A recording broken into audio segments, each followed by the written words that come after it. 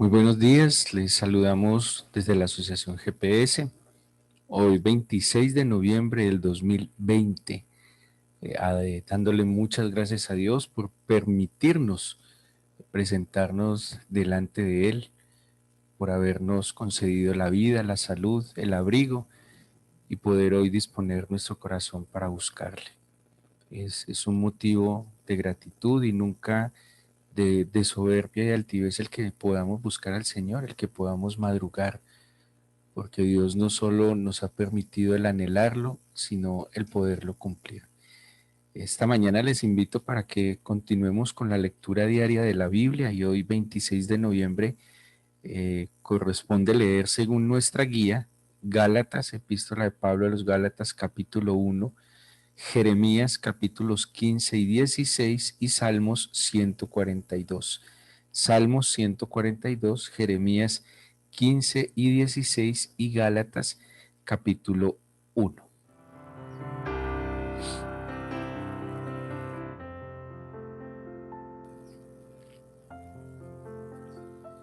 Les invito para que vayamos a la epístola de San Pablo a los Gálatas.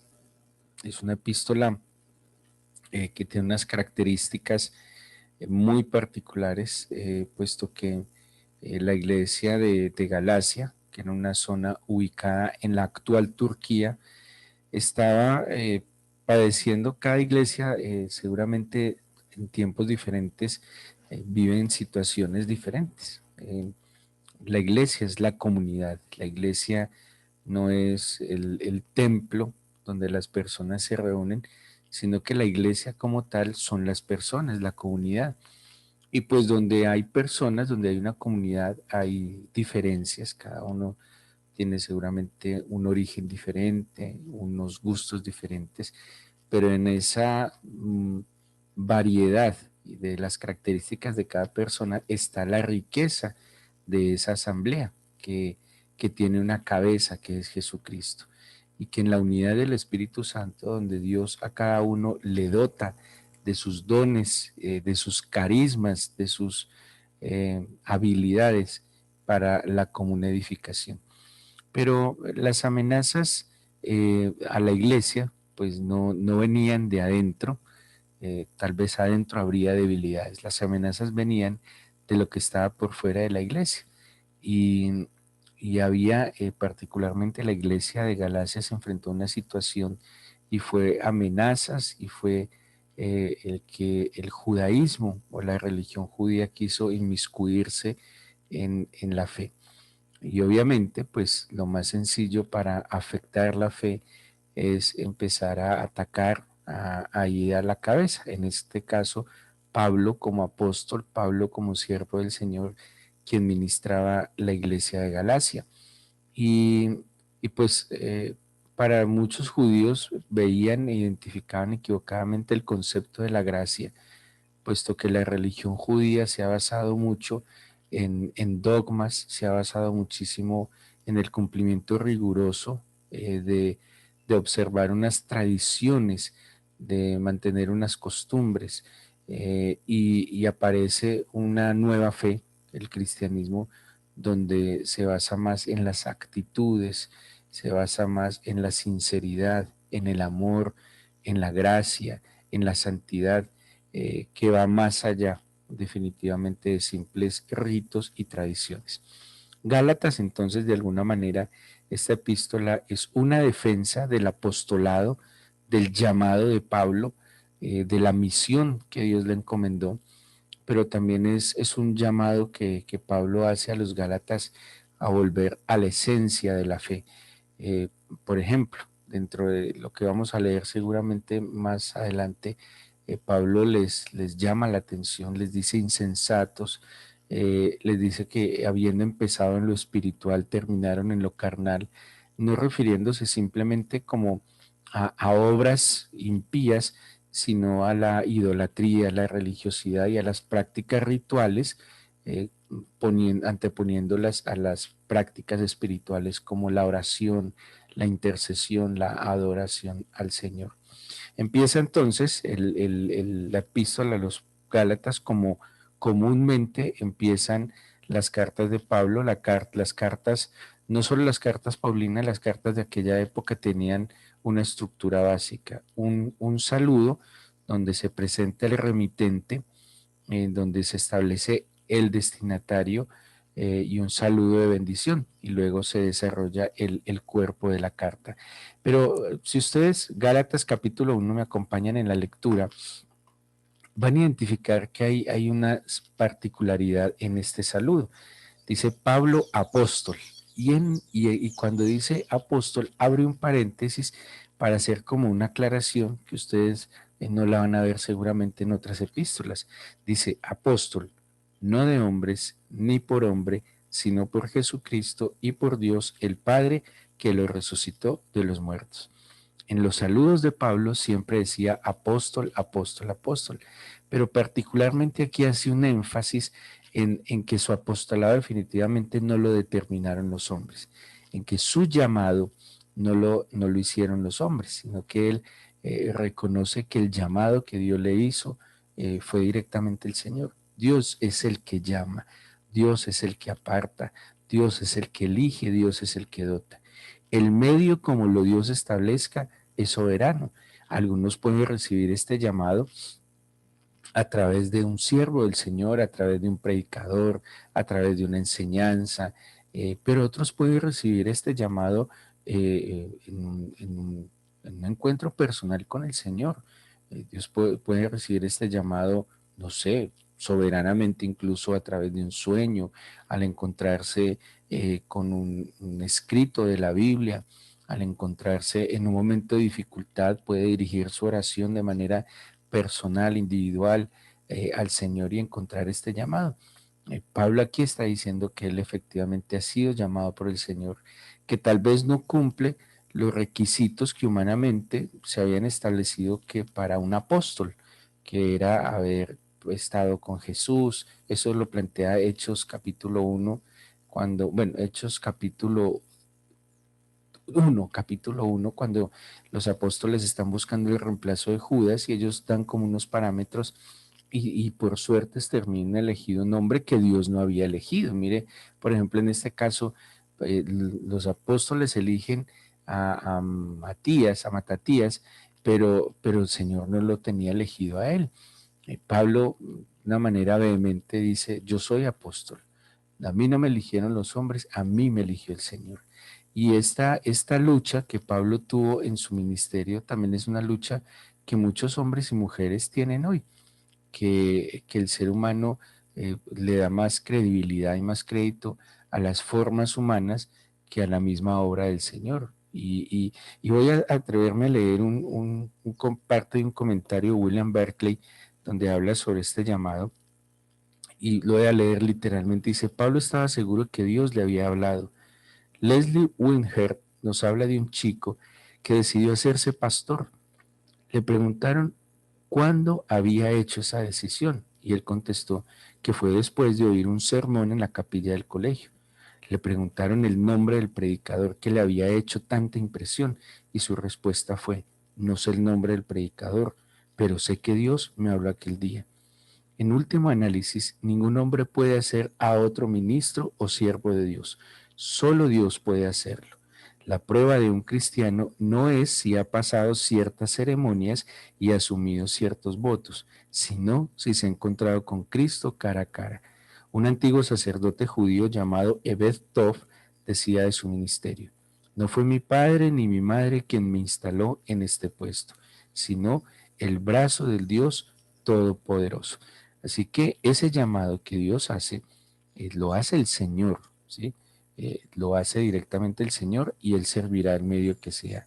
A nosotros que nos corresponde ser sensibles a ese llamado y ejecutar ese llamado. A propósito, ese llamado no se limita a que yo voy a ejercer la obra del Señor, tengo que tener una iglesia o tengo que establecer una obra misionera. Todos recibimos un llamado y una misión, y ese llamado y esa misión inicia en nuestra propia casa. Estamos llamados a ejercer ministerio en nuestra propia casa, a ser los sacerdotes, los profetas, los intercesores de nuestra propia casa, de nuestros propios amigos. que podamos cumplir ese apostolado en nuestro entorno. Siguiendo con Gálatas. Bueno, Pablo saluda con dos saludos, con dos eh, virtudes y regalos que Dios le da. Versículo 3 dice: gracia, paz sean a vosotros, de Dios el Padre y de nuestro Señor Jesucristo, el cual se dio a sí mismo por nuestros pecados para librarnos del presente siglo malo, conforme a la voluntad de nuestro Dios y Padre, a quien sea la gloria por los siglos de los siglos. Amén. Gracia y paz. Ese es el deseo, el anhelo, la bendición que Pablo da a los Gálatas, la gracia y la paz, dos regalos sobrenaturales y maravillosos que da el Señor. La gracia, que es un don inmerecido, la gracia, que es ese toque especial de Dios a sus hijos, pero también esa paz que sobrepasa el entendimiento. Y en este saludo, ese es el deseo de Pablo a una iglesia que está siendo afectada, que está precisamente turbada, que ha perdido la paz, que ha entrado en angustia y que parece que desconoce la gracia divina y por eso quiere volver a los ritos del judaísmo, donde tienen que hacer ciertas prácticas para pensar serle agradable a Dios. Cuando uno entiende la gracia divina, entiende que ya fuimos agradables a Dios, ¿sí? Y si Dios nos miró con gracia, pues la reacción a esa gracia es una vida de santidad, es una vida de entrega, es una vida de amor, de gratitud, de búsqueda del Señor. Eso es la gracia y nosotros estamos llamados a reaccionar a esa gracia. No hay nada que nosotros podamos hacer si nosotros no hubiésemos hallado gracia delante de Dios. Ahora, Pablo que habla de la gracia, dice: la gracia tuya en mí no fue en vano, porque conforme a esa gracia yo actué, porque conforme a esa gracia yo obedecí, conforme a esa gracia yo caminé. Y esa gracia, Pablo explica que trajo aún más gracia, o sea que la gracia inicial, al reaccionar adecuadamente, permitió ser agradable para el Señor. Luego, entre el versículo 6 y 10, Pablo empieza a hacer la exhortación, está asombrado de que los Gálatas de alguna manera estén volviendo atrás, que se estén judaizando, eh, y se asombra de esto, pero quiero ir directamente al versículo 11, donde Pablo va a explicar su ministerio, donde Pablo de alguna manera les va a mostrar cómo él no se enredó en asuntos dogmáticos, sino simplemente actuó y que sin desconocer, sin actuar en rebeldía, sin actuar fuera del reconocimiento de aquellos que habían estado con el Señor, pero él no se enredó en las formas, él simplemente entendió que Dios lo había llamado y que había que aprovechar el tiempo. Y dice el versículo 11: os hago saber, hermanos, que el evangelio anunciado por mí no es según hombre, pues yo ni lo recibí ni lo aprendí de hombre alguno, sino por revelación de Jesucristo. Pablo va a narrar a continuación cómo fue su proceso de este llamado que Dios le hizo y cómo reaccionó a este llamado. Porque ya habéis oído, versículo 13, capítulo 1 de Gálatas, acerca de mi conducta en otro tiempo en el judaísmo, que perseguía sobremanera a la iglesia de Dios y la asolaba. Y en el judaísmo aventajaba a muchos de mis contemporáneos en mi nación, siendo mucho más celoso de las tradiciones de mis padres. Pablo está diciendo: era judío, fariseo, tan radical que yo perseguía incluso a la iglesia. Él había agradado la fe de sus padres y no había vivido una fe de cualquier manera. Era un hombre radical, extremo, era un hombre apasionado por lo que él consideraba la verdad. Pero ahora esa misma pasión que tuvo en el camino equivocado, Pablo decide ponerle esa pasión a un camino correcto. Y es aquí donde tenemos que cuestionarnos como cristianos. Si en muchas cosas que hicimos en la ignorancia del Señor, si fuimos excelentes en nuestros caminos, que eran caminos equivocados, fuimos excelentes y fuimos más allá, dimos la milla extra, tal vez en nuestro trabajo, en el estudio, en el desarrollo profesional, si sobresalimos en la sociedad como padres, esposos, esposas, hijos, profesionales, maestros, ¿por qué entonces en el camino del Señor no sobresalimos de la misma manera? Pablo nos va a explicar a continuación que él como judío, estando apartado del camino del Señor, siendo un perseguidor del Señor, lo hizo excelentemente bien. Fue celoso, fue apasionado, fue más allá de sus propias fuerzas, y que si se había encontrado con la verdad, ¿por qué entonces el conocer la verdad o en el camino de la verdad ahora iba a ser un mediocre, ahora iba a ser un facilista, ahora quería el camino más amplio y cómodo? Y es lo que él va a explicar. Si tuvimos disciplinas, si tuvimos esfuerzo, si subimos las montañas, por muchas cosas, es como el que en el deporte se destacó, pero en el camino del Señor no se destaca. Y no se destaca porque menosprecia el camino del Señor. Pablo valoró tanto el encuentro con Jesucristo que decidió ser más y mejor de lo que llegó a ser en cualquier otro camino. O tal vez fuimos unos mediocres en cualquier otra tarea, pero en el camino del Señor sí hemos de buscar la completa excelencia. Dice entonces el versículo 15: pero cuando agradó a Dios, que me apartó desde el vientre de mi madre y me llamó por su gracia, revelar a su Hijo en mí para que yo le predicase entre los gentiles, no consulté enseguida con carne y sangre, ni subí a Jerusalén a los que eran apóstoles antes que yo, sino que fui a Arabia y volví de nuevo a Damasco. Aunque les decía ahora, Pablo no se complicó la vida, Pablo no se enredó. Si Dios me llamó, si Dios marcó mi corazón, si atravesó mi corazón y mi alma con su palabra, si yo me encuentro con Él y entiendo que me perdonó, que me limpió y que me coloca una misión de darlo a conocer, yo no me voy a enredar la vida.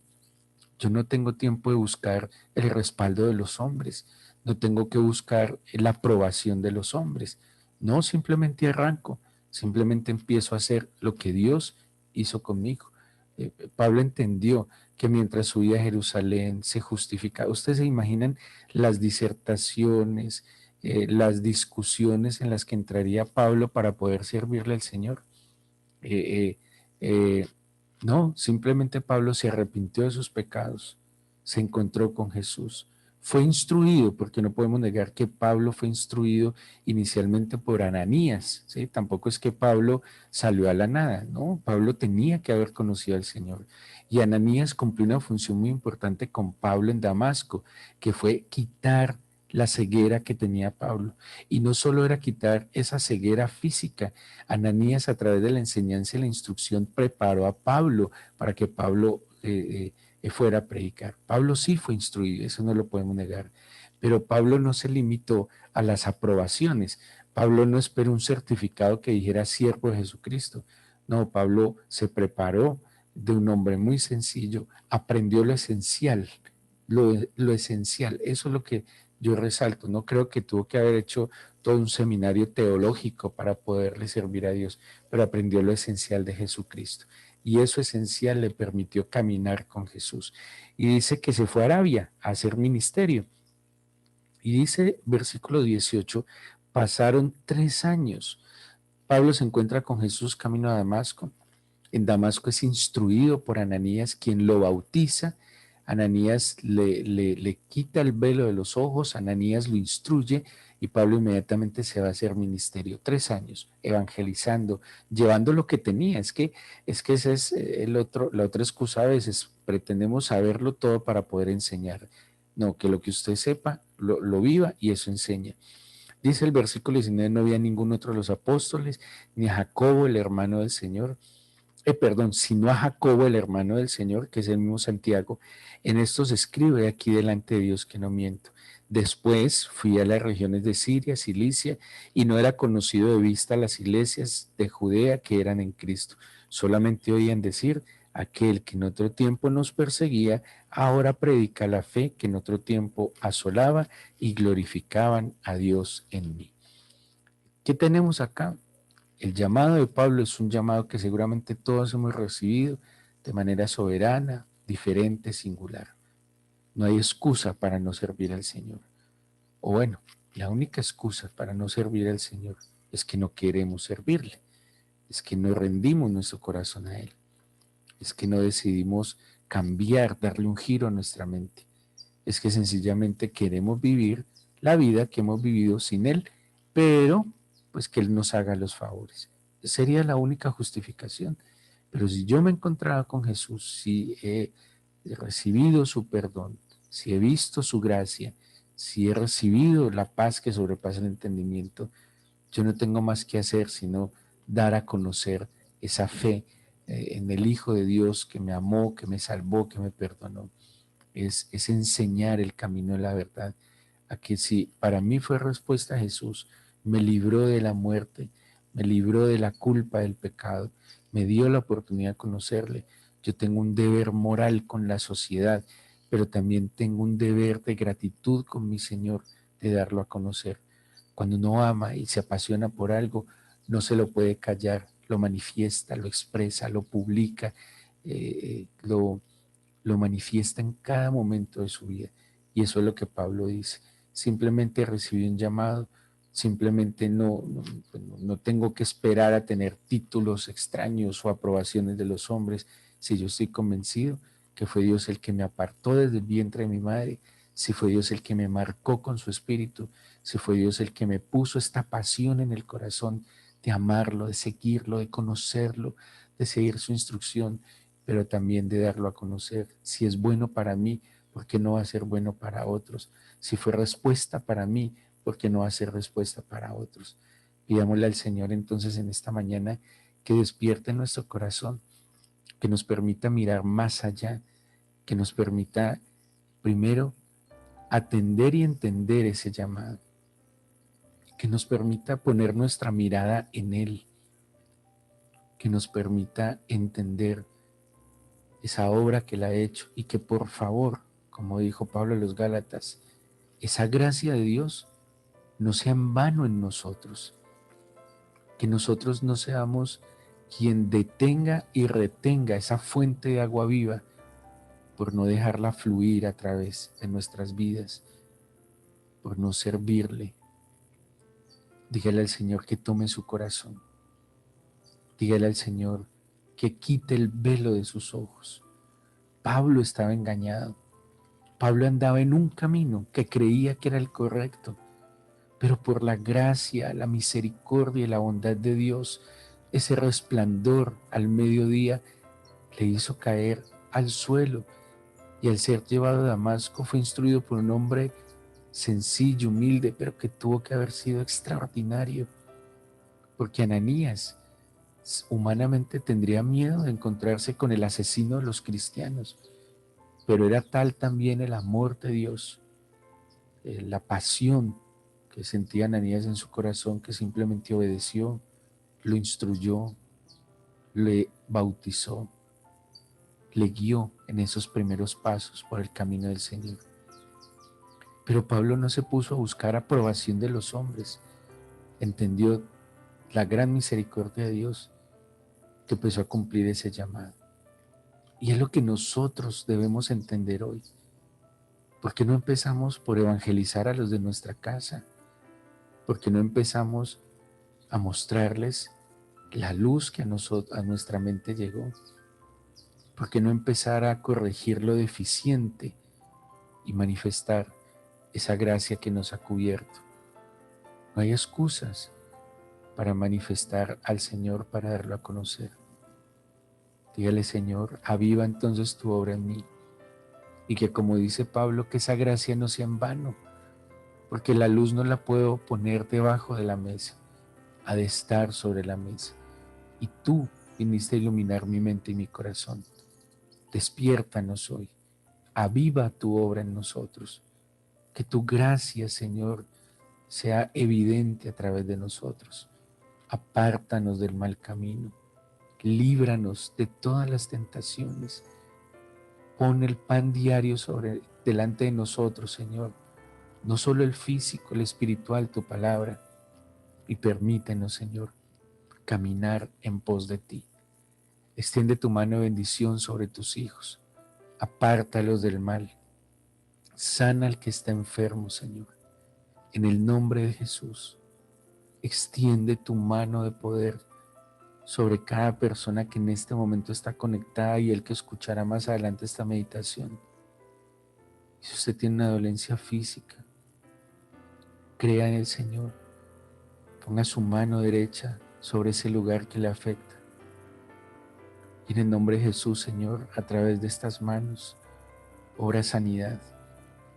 Quita el dolor, pero también sana la causa de ese dolor. Si usted está angustiado, ansioso, deprimido, preocupado, ponga su mano en su cabeza y pídale al Señor que aclare sus pensamientos, que traiga paz. Dígale al Señor que sane su mente. Extiende tu mano sobre tus hijos. Poderoso Dios, eterno Dios, a través de tu Espíritu trae aliento de vida, de sanidad, de libertad. Por favor, abre sus ojos, abre sus oídos y dispón sus corazones para ti. Alabo tu nombre, exalto tu nombre, Señor. Te bendigo en este día que nos concedes y te pido que hoy que el resplandor de tu luz ilumine nuestras mentes y corazones. Gracias por escucharnos, mi Señor. En el nombre de Jesús. Amén.